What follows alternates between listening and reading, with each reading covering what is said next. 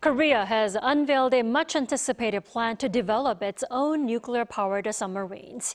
As President Lee Jae Myung today held the first meeting of the Future Defense Strategy Committee, our Soo-young searches off.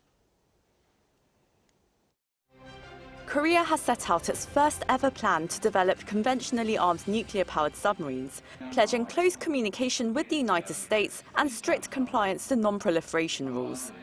The Defense Ministry unveiled a roadmap Tuesday, naming it the Jang Bogo-N Project, a nod to Korea's first naval submarine, the ROKS Jang Bogo, with the N standing for Next Generation, Nuclear-Powered and New Advanced Technologies.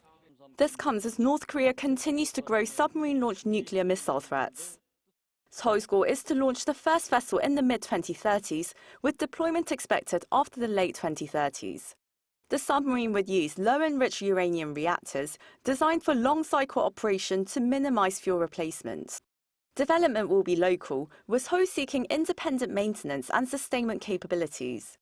The program will manage the submarine's full life cycle, from design and construction to operation, fuel management and decommissioning. The ministry also laid out 3 non-proliferation commitments, stating Korea will neither possess nor develop nuclear weapons in any form. Seoul also pledged to coordinate closely with Washington on securing and managing low-enriched uranium while fulfilling its non-proliferation obligations. Korea will in fact establish a safeguard system with the International Atomic Energy Agency, especially for nuclear-powered submarines. The announcement follows moves by Seoul and Washington to implement security commitments agreed by Presidents Lee Jae Myung and Donald Trump and outlined in a joint fact sheet last year, including U.S. cooperation on Korea's nuclear-powered submarines initiative and Seoul's push for civil uranium enrichment and spent fuel reprocessing rights. The United States should view South Korea's request not primarily as a proliferation risk, but as an alliance adaptation issue.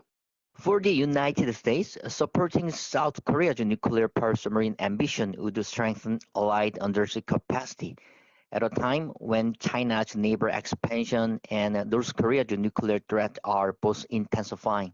A South Korean SSN capability could contribute to deterrence, sea lane security, anti-submarine warfare, and broader Indo-Pacific maritime stability.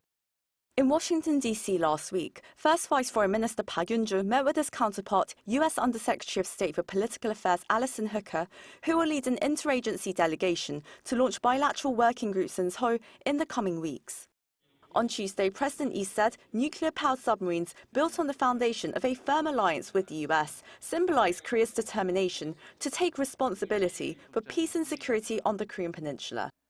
Soo-young, Arirang News.